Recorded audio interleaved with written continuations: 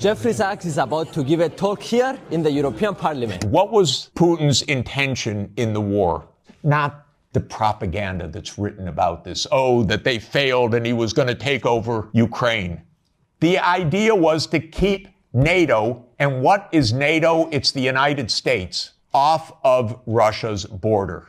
No more, no less. When the Soviet Union ended in 1991, and an agreement was made that NATO will not move 1 inch eastward. Now, what happened after 1991, the United States decided there would be no end to eastward enlargement of NATO. And the decision was taken formally in 1994, when President Clinton signed off on NATO enlargement to the east, all the way to Ukraine and into Georgia. So the NATO enlargement, as you know, started in 1999 with Hungary, Poland, and the Czech Republic. And Russia was extremely unhappy about it, but these were countries still far from the border. So the next round of NATO enlargement came in 2004. With the 3 Baltic states, Romania, Bulgaria, Slovenia, and Slovakia. At this point, Russia was pretty damn upset.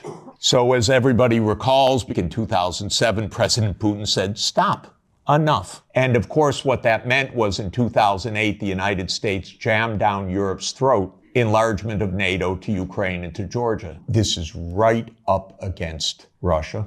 And Russia protested, because if Russia decided to have a military base on the Rio Grande or the Canadian border, not only would the United States freak out, we'd have war within about 10 minutes. And a month later, a war broke out. That gets Georgia destroyed. And starting in 2010, the U.S. put in Aegis missile systems in Poland and then in Romania. And Russia doesn't like that. In 2010, Viktor Yanukovych was elected on the platform of neutrality. Russia had no territorial interests or designs in Ukraine at all. What Russia was negotiating was a 25-year lease for Sevastopol Naval Base. That's it. Not for Crimea, not for the Donbass, nothing. In 2014, the U.S. worked actively to overthrow Yanukovych. Everybody knows the phone call by my Columbia University colleague, Victoria Nuland, and the U.S. Ambassador Peter Piot. Listen to it. It's fascinating. I don't think Cleach should go into the government. I don't think it's necessary. I don't think it's a good idea.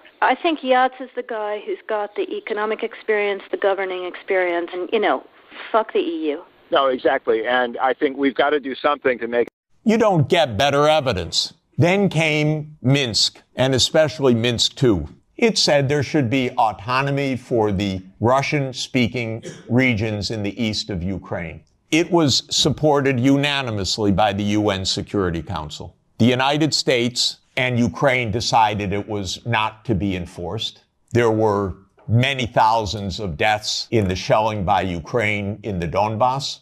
And one of the issues on the table in December 2021, January 2022, was, does the United States claim the right to put missile systems in Ukraine?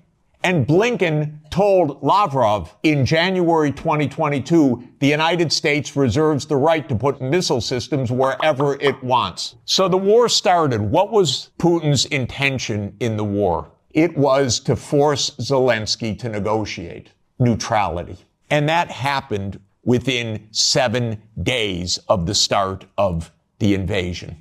Ukraine walked away unilaterally from a near agreement. Why? Because the United States told them to. The idea was that there would be Ukraine, Romania, Bulgaria, Turkey, and Georgia that would deprive Russia of any international status by blocking the Black Sea. And the American senators, who are as nasty and cynical and corrupt as imaginable, say this is wonderful expenditure of our money because no Americans are dying. It's the pure proxy war. And since the U.S. talked the negotiators away from the table, about 1 million Ukrainians have died or been severely wounded.